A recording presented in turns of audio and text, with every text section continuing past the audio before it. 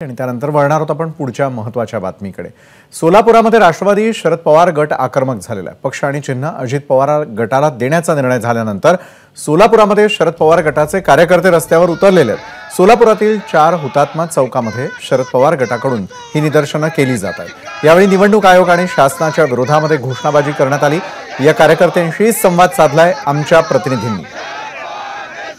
हे डिस्क्वालिफिकेशनच्या निर्णयाला मदत व्हावी आणि ठाकरे साहेबांच्या निर्णयाच्या वेळेला असंच झालं की ते तिकडे जास्त आमदार आहेत म्हणून निर्णय दिला आणि आता डिस्क्वालिफिकेशन करताना पक्ष जर अजित पवारांचा झाला तर अध्यक्षांना निर्णय घेणं सोपं होईल।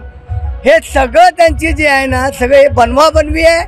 अशा पद्धतीने जर हुकुमशाही पद्धतीने जर कार्य या देशामध्ये होत असेल तर या भारतीय जनता कदापि गप्प बसणार नाही। एक दिवस मोठा आंदोलन झाल्याशिवाय राहणार नाही। निवडणूक आयोगाने एवढंच फक्त तपासावं, जे आमदार आज म्हणतात आमचा पक्ष आहे त्यांना एबी फॉर्म कुणी दिला, मग ह्यांचा एबी फॉर्म घेताना तुम्हाला चालतंय आणि हे पक्षाचे नाही आहेत म्हणतात।